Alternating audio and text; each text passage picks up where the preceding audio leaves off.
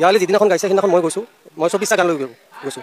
তাৰপিছত সি মোক গানটোৱে শুনাই আছে, ইয়ালিটোৱে শুনাই আছে, মানে মোৰ গানকেইটা গাব খোজা নাই আৰু সেইকেইদিনত। মোক তেনেকৈ ফ্লাইটৰ টিকট 2বাৰ নে 3বাৰ কেঞ্চেল কৰাই দিছে তাৰ কেয়াৰটেকাৰটোক দি পেলাই। দি ফাইনেলি মানে এয়াৰপৰ্ট অথৰিটিৰ কিবা এটা ষ্ট্ৰাইক হ'ল, 4.5 দিনৰ কাৰণে বিমান বাতিল হ'ল। মইতো আহিব নোৱাৰোঁ এতিয়া। তাৰপিছত সি ধেমালি কৰি বোলে এতিয়া তই কেনেকৈ যাওঁ যা। গতিকে সি তাত অকলশৰীয়া গৰিমা আছিলে, তাৰ খুলখালী ভূপেশ শইকীয়া আছিল আৰু কেয়াৰটেকাৰটো আৰু জুবিন, 4টাই প্ৰাণ থাকে। গতিকে মই যোৱাৰ কাৰণে বন্ধু এজন আহিছে, গতিকে মোক এৰি দিব খোজা নাই। তেনেকৈ থাকি পেলাই একদম ফাইনেলি যেতিয়া আকৌ এয়াৰ ষ্ট্ৰাইক মানে খুলিলে, তাৰপিছত মই আকৌ টিকট কৰালোঁ। এইবাৰ ক'লোঁ যে মই কিন্তু এইবাৰ যাম গানকেইটা গাইতে। যিদিনাখন মই আহিম সেইদিনাখন ৰাতি মাজনিশা 12:30 বজাত ক'লে ব'ল গানকেইটা গাই দিওঁ। জুবিনৰ ডুপ্লেক্স তাৰে তলত মানে এক চাইডত মানে ষ্টুডিঅ'টো আছে, আৰু ৰেকৰ্ডিষ্ট আছিল ভূপেশ। তাৰপিছত গৈ পেলাই সেই 12:30 বজাৰ পৰা আৰম্ভ কৰিলে। 3টা এলবাম আছিল মোৰ, 3 আলবাম 24টা গান। এই গানকেইটা গাই 5 বাজি গ'ল। 5 বজাত মই ওলাই আহিব লাগিব এয়াৰপৰ্ট। তাৰপিছত গানকেইটা গোৱা হোৱাৰ পিছত দেখোঁ যে জুবিন নাই।